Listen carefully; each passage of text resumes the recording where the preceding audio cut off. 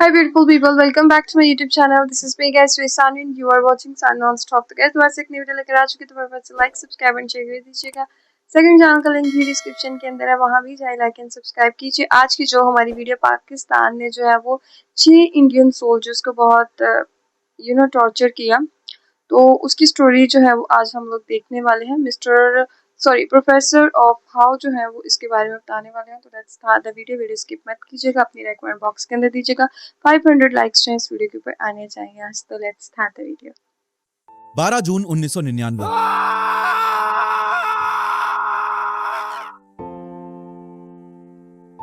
हिमाचल प्रदेश के एक छोटे से शहर पालमपुर में तिरंगे में लिपटा एक पार्थिव शरीर उतरता है। एक 22 साल के लड़के का पार्थिव शरीर, पर उसका चेहरा इस हालत में है कि खुद उसके माँ बाप उसे पहचान नहीं सकते। पहचानता है उसका छोटा भाई, और वो भी सिर्फ एक आईब्रो से, क्योंकि चेहरे पे बस वही एक चीज बची है। ये लड़का लड़ाई के मैदान में लड़ते हुए शहीद नहीं हुआ था। इस लड़के को पाकिस्तानी फौज ने जिंदा पकड़ा था। कसूर सिर्फ इतना कि वो अपने हिस्से की एक रूटीन पेट्रोलिंग पे गया था, और अगले 22 दिन पाकिस्तानियों ने इस लड़के के साथ वो किया जो जंगली जानवर भी नहीं करते। वो सब हड्डियां तोड़ चुके थे, आंखें बाहर निकाल के लटक रही थी यहाँ गालों के ऊपर। जब हमने पूछा साहब ये लाश की हालत कैसी हुई, तो बोला साहब जंगली जानवर है। अबे जंगली जानवर ने नहीं किया, तुम जंगली जानवरों से बदतर हो। जिस लड़के की मैं इतनी देर से बात कर रहा हूँ वो लड़का है कैप्टन सौरभ कालिया। सौरभ कालिया की वो कहानी हमें याद रखनी चाहिए। तो मेरे लिए ऑपरेशन विजय जीत की गूंज से पहले सौरभ कालिया की वो चीख भी मुझे सुनाता है।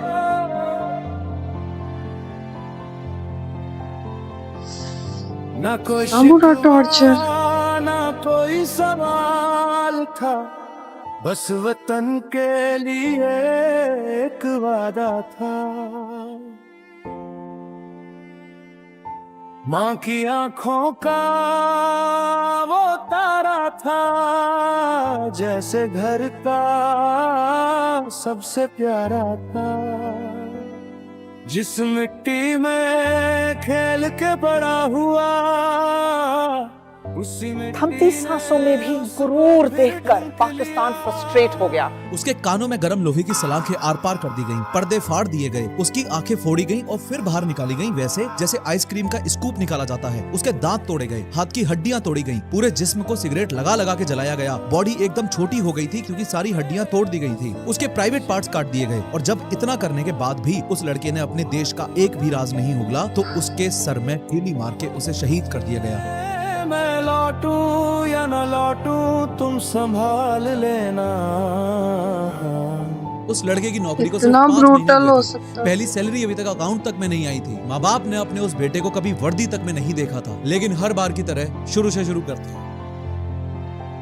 इस कहानी की शुरुआत होती है 29 जून 1976 को पंजाब के अमृतसर में, जहां एक पंजाबी परिवार में सौरभ का जन्म हुआ था। पर सौरभ की परवरिश अमृतसर में नहीं हुई, उनकी परवरिश हुई हिमाचल प्रदेश के एक छोटे से शहर में पालमपुर। अब तुम्हारे दिमाग में एक सवाल आ सकता है कि भाई जन्म पंजाब में हुआ तो परवरिश हिमाचल प्रदेश में कैसे हो रही है? इसका सीधा सा रीजन था पापा की जॉब। सौरभ के पापा डॉक्टर NK कालिया एक साइंटिस्ट थे, और उनकी जॉब थी पालमपुर में CSIR के एक रिसर्च इंस्टीट्यूट में, जहाँ हिमालय के पौधों पर रिसर्च होती है। इसी जॉब की वजह से पूरा परिवार अमृतसर से उठकर पालमपुर आ बसा। घर में थे पापा, माँ विजय कालिया, सौरभ और उनसे छोटा एक भाई वैभव। हाँ, वही छोटा भाई जिसका जिक्र मैंने वीडियो की शुरुआत में किया था। जिस शहर की गलियों में सौरभ बड़े हुए थे, किस्मत ने पहले से ही लिख रखा था कि इनकी कहानी भी इसी शहर में खत्म होगी। खैर, पालमपुर में सौरभ की परवरिश एकदम साधारण मिडिल क्लास तरीके से हुई। घर में पढ़ाई का माहौल था, और सौरभ पढ़ाई में शुरू से ही तेज थे। DAV पब्लिक स्कूल पालमपुर से पढ़े, हर क्लास फर्स्ट डिवीजन से पास की, और स्कॉलरशिप्स तो जैसे उनकी आदत बन गई थी। 1997 में उन्होंने हिमाचल प्रदेश एग्रीकल्चर शाइन से स्टूडेंट अपनी BSc कंप्लीट की। 6 फीट 2 इंच लंबे, फिट और पढ़ाकू। सौरभ चाहते तो कोई भी सेफ करियर चुन सकते थे, डॉक्टर, प्रोफेसर, साइंटिस्ट, पापा की तरह। पर उन दिनों सौरभ के दिमाग में कुछ और ही चल रहा था। एक ऐसा सपना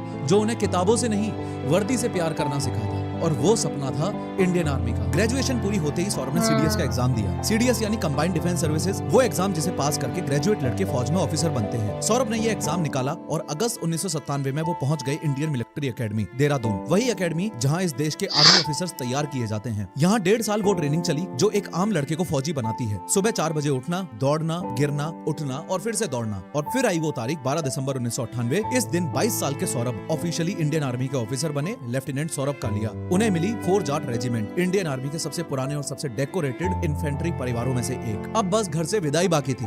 और घर से निकलते वक्त सौरभ ने अपनी माँ से एक ऐसी बात कही थी जो आज भी रोंगटे खड़े कर देती है। उन्होंने कहा था कि माँ देखना, मैं ऐसा काम कर जाऊंगा कि एक दिन पूरी दुनिया में मेरा नाम होगा। जनवरी 1999 में लेफ्टिनेंट सौरभ कालिया अपनी जिंदगी की पहली पोस्टिंग पे पहुंचे। जगह का नाम कारगिल। आज ये नाम सुनते ही तो अच्छा, कारगिल जंग वॉर की तस्वीरें आती हैं। पर जनवरी 1999 में किसी को अंदाजा तक नहीं था कि बर्फ से ढकी हुई ये जगह कुछ ही महीनों में पूरे देश की हेडलाइन बनने वाली थी, क्योंकि सरहद के उस पार इंडिया की नजरों से दूर साजिश ऑलरेडी शुरू हो चुकी थी। पर कारगिल एग्जैक्टली है क्या? देखो, ये है अपना इंडिया। इंडिया के सबसे ऊपर वाले हिस्से में ये रहा जम्मू कश्मीर, और इसी एरिया में पाकिस्तान बॉर्डर के एकदम पास बसा है एक छोटा सा पहाड़ी शहर कारगिल। वैसे आज के टाइम में कारगिल लद्दाख यूनियन टेरिटरी में आता है, पर 1999 में ये पूरा एरिया जम्मू कश्मीर स्टेट का हिस्सा था। और कहा जाता है कि कारगिल नाम का मतलब ही होता है बीच की रुकने वाली जगह, क्योंकि पुराने जमाने में ये श्रीनगर, लेह और स्कर्दू जैसे शहरों के बीच का क्रॉस रोड था। श्रीनगर और लेह तो तुम जानते हो, और स्कर्दू यानी कारगिल के पास का एक और बड़ा पहाड़ी शहर जो आज पाकिस्तान के कब्जे वाले इलाके में आता है। इस नाम को याद रखना, क्योंकि इसकी कहानी थोड़ी देर में आने वाली है। तो इन तीनों शहरों के बीच से गुजरने वाला व्यापारी अपने काफिले कारगिल में रोककर आराम किया करते थे। मतलब कारगिल हमेशा से ही रास्तों का शहर था, और यही बात आगे जाकर इसकी किस्मत भी लिखने वाली थी। अब ज्योग्राफी समझो, क्योंकि इसी ज्योग्राफी में पूरी कहानी छुपी है। कारगिल समंदर से करीब 9000 फीट ऊपर है, और इसके आसपास की पहाड़ियां 16 से 18,000 फीट ऊंची हैं। यहाँ की सर्दी का अंदाजा इस बात से लगा लो कि कारगिल के पास का एरिया द्रास दुनिया की सबसे ठंडी आबाद जगहों में गिना जाता है, जहाँ टेम्परेचर -40 तक गिर जाता है। 1947 में जब इंडिया पाकिस्तान का बंटवारा हुआ तो कश्मीर दोनों के बीच झगड़े की जड़ बन गया। 1948 की पहली जंग के बाद दोनों देशों के बीच एक लाइन खींच दी गई। इस लाइन ने कारगिल को इंडिया में रखा, पर कारगिल के ही बगल वाला स्कर्दू पाकिस्तान के कब्जे में चला गया। हालत ये थी कि कई परिवारों के रिश्तेदार तक इस लाइन के आर पार बट गए। फिर 1971 की जंग हुई, इंडिया जीता, और 1972 के शिमला समझौते में इसी लाइन को नाम दिया गया लाइन ऑफ कंट्रोल यानी LOC। LOC कोई ऑफिशियल बॉर्डर नहीं है, ये बस वो लाइन है जहां दोनों देशों की फौज आमने सामने खड़ी होती है। अब सबसे इम्पोर्टेंट बात कि इंडिया के लिए कारगिल इतना कीमती क्यों है? क्योंकि कारगिल के ठीक नीचे से गुजरता है नेशनल हाईवे 1, वो सड़क जो श्रीनगर को लेह से जोड़ती है। पूरे लद्दाख तक राशन, डीजल, दवाई और फौज का सारा सामान इसी एक सड़क से जाता है। यहाँ तक कि सियाचिन ग्लेशियर पे बैठे हमारे फौजी भी इसी सड़क के भरोसे जिंदा हैं। अब सोचो, तुम्हारे घर तक पहुँचने का सिर्फ एक ही रास्ता हो, और उस रास्ते के ठीक ऊपर वाली पहाड़ी पे कोई दुश्मन बैठ जाए तो वो जब चाहे तुम्हारा राशन पानी बंद कर सकता है। बस यही कारगिल की असलियत है। जो इन चोटियों पे बैठा है वो नीचे वाली सड़क का मालिक है। इसलिए ये रूल गांठ बांध लो, पहाड़ों की जंग में जो ऊपर है वही राजा है। और अब वो आखिरी बात जिसने इस पूरी कहानी का दरवाजा खोला। इन पहाड़ों की सर्दी इतनी खतरनाक है कि यहाँ हर चोटी पे साल भर फौज बिठाना मुमकिन ही नहीं था। ऐसे इलाके जहाँ सर्दियों में ना कोई फौजी बैठता था, ना कोई पेट्रोलिंग पहुँच पाती थी, और ऊपर से मार्च 1999 में इतनी भारी बर्फबारी हुई कि कक्सार सेक्टर में इंडिया को अपनी एक आगे वाली पोस्ट भी खाली करनी पड़ी। उस पोस्ट का नाम था बजरंग पोस्ट। इस नाम को भी याद रखना, क्योंकि ये नाम इस कहानी में वापस आने वाला है। और 1999 की उस सर्दी में पाकिस्तान ने इन खाली जगहों का वो फायदा उठाया जिसकी किसी ने कल्पना भी नहीं की थी। उस सर्दी में हुआ क्या, अब वो ध्यान से समझो। पाकिस्तानी फौज ने चुपचाप LOC पार की और इंडिया की पोस्टों के बीच के इन्हीं खाली गैप से अंदर घुसना शुरू कर दिया। वो जानबूझकर उन्हीं रास्तों से आगे बढ़ते गए जहां इंडिया की नजर नहीं पड़ती थी, और फिर ऊपर ऊंची चोटियों पे पहुंचकर उन्होंने अपने बंकर और अपने मोर्चे खोदने शुरू कर दिए। ये कोई छोटा मोटा काम नहीं था। हजारों ट्रेंड फौजी करीब 150 किलोमीटर लंबे इलाके में 130 से ज्यादा अपने खुद के मोर्चों तो इंडिया वालों को आवाज भी नहीं है। इंडिया के अंदर 4 से 10 किलोमीटर तक घुस गए। इस पूरे प्लान का नाम था ऑपरेशन बद्र, और इस प्लान का दिमाग था पाकिस्तान का उस वक्त का army chief general Parvez Musharraf. अब तुम पूछोगे कि पाकिस्तान के उस वक्त के PM नवाज शरीफ को इस सब की खबर थी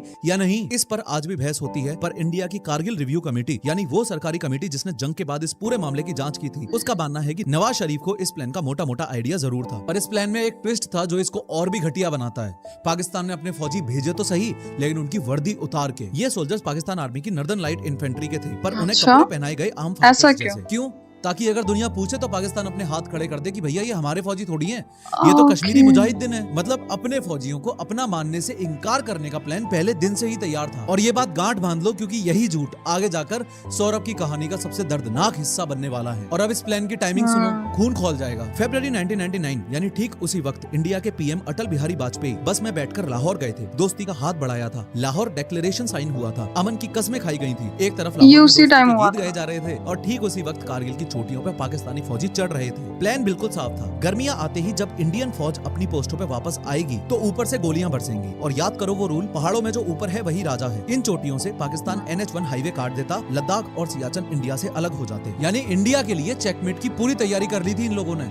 बस इंतजार था तो सिर्फ एक चीज का, बर्फ पिघलने का। मई 1999 बर्फ पिघलना शुरू हुई और इंडियन आर्मी अपनी गर्मियों वाली पोस्ट पे वापस जाने की तैयारी करने लगी। पर 3 मई 1999 को कारगिल के बटालिक सेक्टर में कुछ ऐसा हुआ जिसने इस पूरी साजिश का पर्दा उठाना शुरू कर दिया। वहाँ का एक लोकल चरवाहा ताशी नामग्याल अपना खोया हुआ याक ढूंढ रहा था। ढूंढते ढूंढते उसने अपने बाइनोक्यूलर से ऊपर की तरफ चोटियों की ओर देखा तो उसके हाथ कांप गए। ऊपर कुछ लोग काले कपड़ों में बंकर्स खोद रहे थे। ताशी नामग्याल ने भाग के ये बात इंडियन आर्मी को बताई। ये था वो पहला अलार्म जिसने इंडिया को इस साजिश की खबर दी। पर यहाँ एक प्रॉब्लम थी, उस वक्त किसी को भी पाकिस्तान के इस घुसपैठ का अंदाजा ही नहीं था। एग्जैक्ट स्केल का अंदाजा ही नहीं था कि पाकिस्तानी आर्मी कितना अंदर घुस चुकी है। आर्मी को लगा कि हर साल की तरह मुट्ठी भर आतंकवादी घुस आए होंगे, इनको हम 2-4 दिनों में खदेड़ देंगे। किसी के दिमाग में ये बात नहीं थी कि ऊपर कुछ आतंकी नहीं बल्कि पूरी की पूरी पाकिस्तानी फौज बैठ चुकी है। और सच जानने का सिर्फ एक ही तरीका था, पेट्रोलिंग, यानी छोटी छोटी टीम्स को पहाड़ों पे भेजना, ये देखने के लिए कि ऊपर कौन है, कितने लोग हैं और कहां तक घुसे हैं। अलग अलग सेक्टर्स में पेट्रोलिंग्स भेजी जाने लगी। इनमें से एक सेक्टर था कक्सार। कक्सार यानी कि कारगिल टाउन के बिल्कुल पास LOC से आता हुआ एक इलाका, जिसकी ऊंची चोटियों के ठीक नीचे से वही NH1 हाईवे गुजरता है। यानी अगर दुश्मन कक्सार की चोटियों पे बैठ गया तो वो सीधा लद्दाख की लाइफलाइन के सिर पे बैठ गया। और कक्सार में ये पता लगाने की जिम्मेदारी जिस रेजिमेंट के हत्थे आई वो रेजिमेंट थी फोर्ट जाट रेजिमेंट। वही फोर्ट जाट रेजिमेंट जिसमें कुछ हफ्ते पहले ही एक नए नौजवान ऑफिसर ने अपनी पहली पोस्टिंग पाई थी, लेफ्टिनेंट सौरभ कालिया। लेफ्टिनेंट सौरभ कालिया वापस आ चुके हैं इस कहानी में और यहीं से इस कहानी का सबसे दर्दनाक हिस्सा शुरू होता है। अब कक्सार सेक्टर में फोर्ट जाट रेजिमेंट का काम था ये पता लगाना कि उनके इलाके की चोटियों पे क्या चल रहा है। और ये काम जितना आसान सुनाई देता है उतना ही खतरनाक था, क्योंकि यहाँ पेट्रोलिंग का मतलब है 13 से 14,000 फीट की ऊंचाई पे चढ़ना, जहाँ ऑक्सीजन कम पड़ने लगती है, टेम्परेचर माइनस में रहता है और हर चट्टान के पीछे मौत छुपी हो सकती है। मई के पहले 2 हफ्तों में लेफ्टिनेंट सौरभ कालिया 3 बार पेट्रोलिंग पे गए। 3 बार वो उन खतरनाक चढ़ाइयों पे चढ़े, दुश्मन की पोजीशंस देखी और वापस आकर अपनी रिपोर्ट्स दी। और यही रिपोर्ट्स थी जिन्होंने इंडिया को पहली बार बताया कि कक्सार में मामला मुट्ठी भर आतंकियों का नहीं है, घुसपैठ बहुत बड़ी है। इसी वजह से आज भी हिस्ट्री में लेफ्टिनेंट सौरभ कालिया को वो पहला आर्मी ऑफिसर माना जाता है जिसने कारगिल की इस घुसपैठ की डिटेल्ड इन्फॉर्मेशन दी थी। एक 22 साल का नौजवान जिसे अभी फौज में आए 1 साल भी पूरा नहीं हुआ था,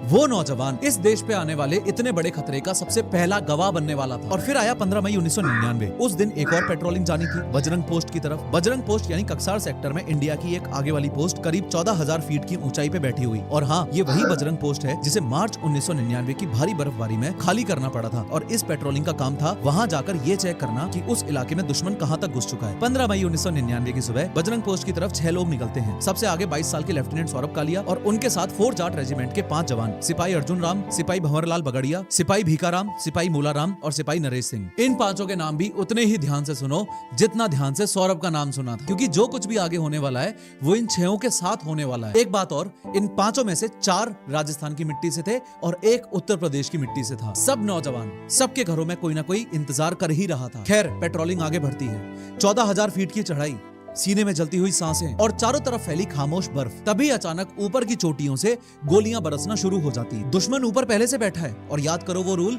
कि पहाड़ों में जो ऊपर है वही राजा है। इस बार ऊपर दुश्मन था। 6 लोग नीचे खुले में गिर चुके हैं, फिर भी ये 6 जवाब देते हैं। घंटों तक दोनों तरफ से गोलियां चलती हैं। 6 लोग वर्सेस इनके सामने थी एक पूरी पाकिस्तानी फौज। पर इन 6 के पास गोलियां लिमिटेड होती हैं। धीरे धीरे एमिनिशन खत्म होने लगता है। रेडियो पे बेस कैंप में खबर भेजी जाती है कि रीइंफोर्समेंट भेजो, यानी कि और फौजी भेजो, हमें मदद चाहिए। पर मदद पहुंचने से पहले ही पाकिस्तानी फौजियों की पूरी प्लाटून इन 6 के 6 को घेर लेती है। गोलियां खत्म, रास्ता बंद और चारों तरफ दुश्मन। 15 मई 1999 के उस दिन लेफ्टिनेंट सौरभ कालिया और उनके 5 जवान जिंदा पाकिस्तानियों के हाथ लग जाते हैं। और उसके बाद इन 6 जवानों का अच्छा, वो कोई अता पता पकड़े नहीं जाते चलता। उधर बेस कैंप पे रेडियो के मारे नहीं जाते, सिर्फ खामोशी थी। रीइंफोर्समेंट वाली टीम जब वहां पे पहुंची तो उन्हें कोई नहीं मिला। ना उन 6 के हथियार मिले, ना वो 6 जवान मिले, ना कोई सुराग मिला। ऐसा लग रहा था जैसे ये 6 लोग हवा में घुल गए हों। इंडियन आर्मी ने पूरे इलाके में एक बड़ा सर्च ऑपरेशन शुरू कर दिया। दिन रात तलाश चलती रही पर उन 6 जवानों का कोई सुराग नहीं मिला। और इसी तलाश के दौरान आर्मी को वो दिखा जिसने सबकी नींद उड़ा दी। ऊपर की चोटियों पे सैकड़ों पाकिस्तानी फौजी बैठे हुए थे पूरे हथियारों के साथ। अब जाकर इंडिया को समझ आना शुरू हुआ कि ये घुसपैठ कितनी बड़ी है। पर अपने 6 बेटों की पहली खबर इंडिया को कहां से मिली, ये सुनकर तुम्हारा खून खोल जाए। ये खबर किसी इंडियन सोर्स से नहीं आई, ये खबर आई रेडियो स्कर्दू से। रेडियो स्कर्दू यानी पाकिस्तान के कब्जे वाले इलाके का एक रेडियो स्टेशन, उसी स्कर्दू शहर से जो 1948 में पाकिस्तान के कब्जे में चला गया। उन्होंने इस खुशी से रेडियो पर बताया ऐलान हुआ कि पाकिस्तान ने इंडियन आर्मी के 1 ऑफिसर और 5 जवानों को जिंदा पकड़ लिया है। सोचो जरा, अपने ही 6 बेटों के दुश्मन के द्वारा पकड़े जाने की खबर हमको पहली बार दुश्मन के ही रेडियो से मिलती है। पर इस खबर में एक एक उम्मीद भी छुपी थी, क्योंकि जिंदा पकड़े जाने का सिंपल सा मतलब होता है कि वापस आने की उम्मीद है। जंग में भी कुछ रूल्स होते हैं और उन रूल्स के मुताबिक जिंदा पकड़े गए फौजियों को, जिंदा पकड़े गए सोल्जर्स को सही सलामत वापस लौटाना पड़ता है। घर वालों ने भी यही सोचा और इंतजार शुरू हो गया। अब वो रूल्स क्या थे वो समझो। लगभग दुनिया के सारे देश एक समझौते पर ऑलरेडी साइन कर चुके हैं, जेनेवा कन्वेंशन। जेनेवा कन्वेंशन मतलब कि जंग की एक लिखित किताब, और ये किताब तय करती है कि युद्ध चाहे कैसा भी हो, लेकिन इंसानियत की एक लाइन कभी क्रॉस नहीं होनी चाहिए। इन रूल्स के हिसाब से जंग में पकड़े गए फौजियों को प्रिजनर्स ऑफ वॉर कहा जाता है, यानी POW। और प्रिजनर्स ऑफ वॉर के साथ क्या नहीं हो सकता ये भी सुन लो। उसे मारा नहीं जा सकता, उसे टॉर्चर नहीं किया जा सकता, उसे खाना, पानी और इलाज देना जरूरी है। जंग खत्म होने के बाद उसे सही सलामत उसके देश में भेजना भी जरूरी है। और सबसे बड़ी बात ये, इस जिनेवा कन्वेंशन पे इंडिया ने भी साइन किया हुआ है और पाकिस्तान ने भी। मतलब कागज पे सौरभ और उनके 5 जवानों की गारंटी पाकिस्तान खुद दे चुका था। पर अब वो झूठ याद करो जो ऑपरेशन बद्र के वक्त से बोला जा रहा था। पाकिस्तान दुनिया से कह रहा था कि कारगिल में तो उसकी फौज है ही नहीं, वहाँ तो कश्मीरी मुजाहिदीन लड़ रहे हैं। अब अगर पाकिस्तान इन 6 को प्रिजनर ऑफ वॉर, इसलिए तो कपड़े चेंज किए उनके, कि वहाँ पर पाकिस्तान की फौज है और दुनिया के सामने उसका झूठ खुल जाता। इसलिए पाकिस्तान ने वो किया जो शर्म की हद से भी नीचे था। उसने इन 6 जवानों को कभी भी ऑफिशियली प्रिजनर ऑफ वॉर माना ही नहीं। हाँ, रेडियो पे ऐलान जरूर हुआ था, लेकिन ऑफिशियली पाकिस्तान ने इन 6 को कभी भी प्रिजनर ऑफ वॉर माना ही नहीं, ना कभी भी ऑफिशियली इंडिया को इनके बारे में कोई सूचना दी। पर अब इस समझौते की सबसे बड़ी बात सुन लो। इसके हिसाब से कोई भी फौजी जिस पल दुश्मन के हाथ लगता है, उसी पल से ये सारे रूल्स उस पर अपने आप लागू हो जाते हैं। ये रूल्स पकड़ने वाले की मर्जी पे डिपेंड करते ही नहीं है। यहाँ तक कि अगर किसी के स्टेटस पे शक हो, तब भी जब तक कोई फैसला ना हो जाए, उसे ये पूरी प्रोटेक्शन मिलती रहती है। मतलब एकदम साफ है, पाकिस्तान इन 6 को प्रिजनर ऑफ वॉर कहे या ना कहे, कानून इन 6 के साथ उसी पल खड़ा हो चुका था जिस समय ये लोग दुश्मन के हाथ लगे थे। पाकिस्तान दुनिया के सामने सिर्फ अपना झूठ बचा रहा था, और अपना वही झूठ बचाने के लिए पाकिस्तान ने अपनी वो ढाल ही तोड़ दी जो ढाल इन 6 को बचाने वाली थी। उधर पालमपुर में और राजस्थान और उत्तर प्रदेश के इन 5 घरों में इंतजार चल रहा था। आप रोज यही सोचकर खुद को संभाल रहे थे कि बेटा अभी जिंदा है, वापस आ जाएगा। उन्हें क्या पता था कि उनके बेटे उस वक्त किस हाल में हैं। 15 मई से 7 जून, पूरे 22 दिन। इन 22 दिनों में दुश्मन की कैद के अंदर इन 6 के साथ क्या हुआ, इसका कोई वीडियो नहीं है, कोई फोटो नहीं है, कोई जिंदा गवाह नहीं है। पर जब इन 6 जवानों के पार्थिव शरीर वापस आए,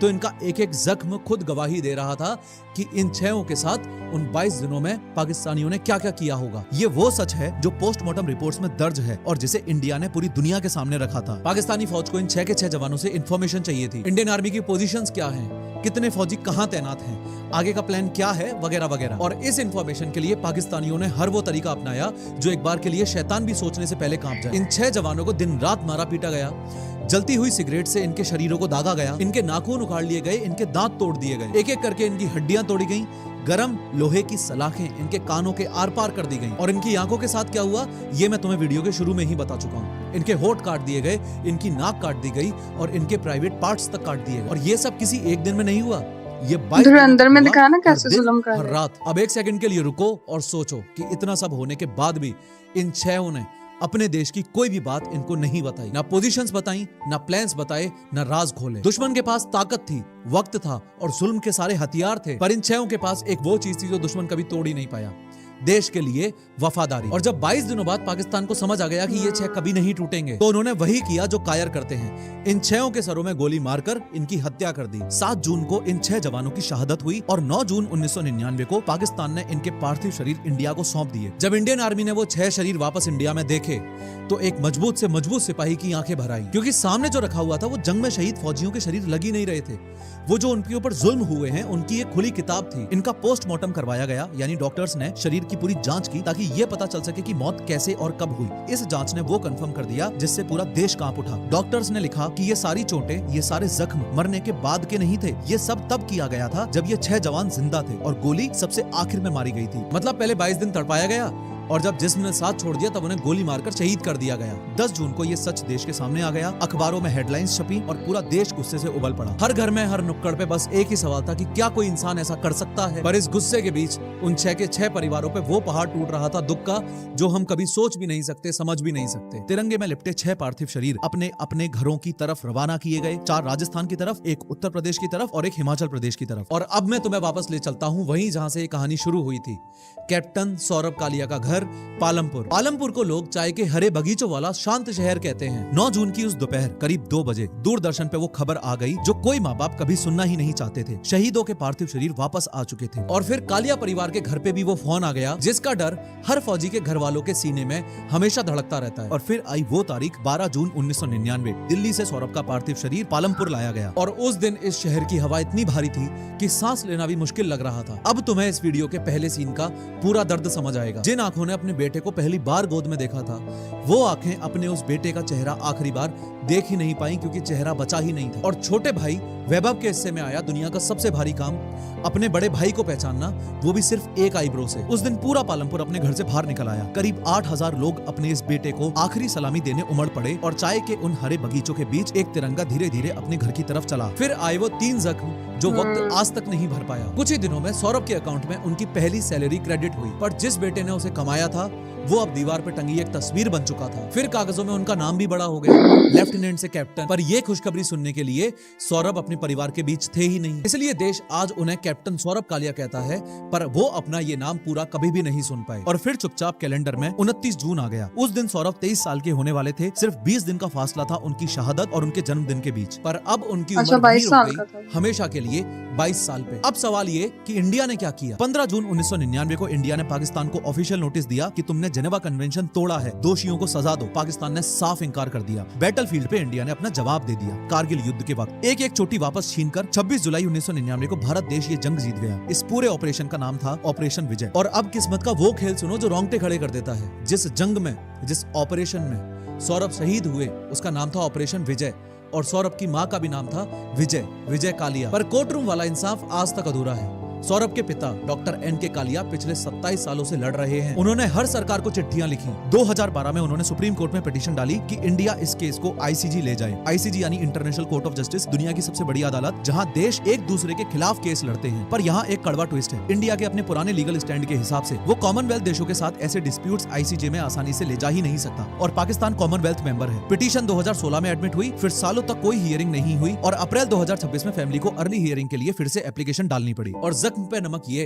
कि इतना कुछ होने के बाद भी, देश की कोई भी बात ना बताने के बाद भी आज तक सौरभ कालिया को और उन 5 जवानों को कोई भी गैलेंट्री अवार्ड नहीं मिला। यहाँ तक कि शुरुआती सालों में जब परिवार ने अपने ही बेटे की पोस्टमार्टम रिपोर्ट मांगी तो उन्हें ये कहकर मना कर दिया गया कि ये एक कॉन्फिडेंशियल डॉक्यूमेंट है। उस रिपोर्ट की डिटेल्स बाद में सुप्रीम कोर्ट के कागजों के जरिए देश के सामने आई। और पाकिस्तान 2012 में पाकिस्तान के उस वक्त के इंटीरियर मिनिस्टर दिल्ली में खड़े होकर बोले कि हमें नहीं पता वो पाकिस्तानी बुलेट से मरा या फिर मौसम से। और अब आखिरी बात, ये वीडियो मैंने जानबूझकर आज इंडिपेंडेंस डे के दिन पब्लिश की है क्योंकि आज मैं तुमसे व्यूज नहीं कुछ और मांगना चाहता हूँ। मैंने एक ट्वीट किया है जिसका लिंक नीचे डिस्क्रिप्शन और पिन कमेंट में है। उस ट्वीट के जरिए हम सरकार के सामने एक सीधी सी डिमांड रख रहे हैं कि कैप्टन सौरभ कालिया और उनके 5 जवानों को उनकी शहादत का गैलेंट्री अवार्ड दिया जाए। और तुम्हें बस इतना करना है, उस ट्वीट को खोलो, उसे लाइक करो, रिट्वीट करो और अपने थॉट्स के साथ रिपोस्ट करो। एक्स पे यानी ट्विटर पे सरकार के हैंडल्स को टैग करके इस मुद्दे पे बात करो। अपनी इंस्टाग्राम स्टोरी पे लगाओ और वहाँ भी टैग करो।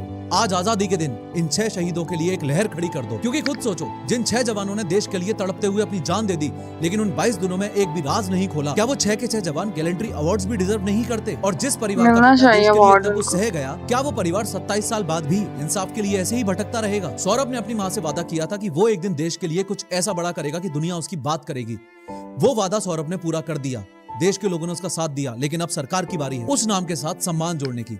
ये देश इन 6 का कर्जदार है और आज हम सब मिलकर वो कर्ज थोड़ा सा उतार सकते हैं। इन 6 नामों को कभी मत भूलना। कैप्टन सौरभ कालिया अमर रहें, ये 6 नाम अमर रहें। जय हिंद। खैर, इस वीडियो पे क्लिक करके 3D एनिमेशन की मदद से समझो कि अब्दुल हमीद ने पाकिस्तानी टैंकों को कैसे उड़ाया था। ओके गाइस, ये थी सारी वीडियो और मैं टोटली स्पीचलेस हो चुकी हूँ ये वीडियो मतलब सुन के और देख के कि किस तरह से आंखें और तोड़ फोड़ कर दी उन बेचारों की। और एक माहदा हो गया था कि आपने उनके सोल्जर को रिटर्न करना है, वापस करना है, फिर क्यों नहीं किया? इतना मतलब मुझे वो धुरंधर का सीन याद आ गया जब वो उन्होंने भी पकड़ा था ना, तो उसको जो है वो बहुत ही बुरे तरीके से जो है वो एक इंडियन सोल्जर को पकड़ा गया पाकिस्तान के अंदर। उसको कैसे रस्सियाँ पूरी बॉडी के अंदर वो लगा के ऐसे कांटे से तो वो कर रहे थे, तड़पा रहे थे। इसलिए धुरंधर के अंदर दिखाया ना कि वो आलम को जो है वो खुद ही वो मार देता है हमजा, क्योंकि उसको पता होता है कि अगर इनके हाथ लगा तो बहुत बुरे तरीके से ये मारेंगे। तो गाइज आप लोगों को क्या लगता है कि इनको गैलेंट्री अवार्ड मिलना चाहिए? तो ज़रूर बताइएगा, लाइक सब्सक्राइब एंड शेयर कीजिएगा। तो सलूट है भाई। तो चलिए गाइस, मिलते हैं आपको नेक्स्ट वीडियो के अंदर। Bye bye.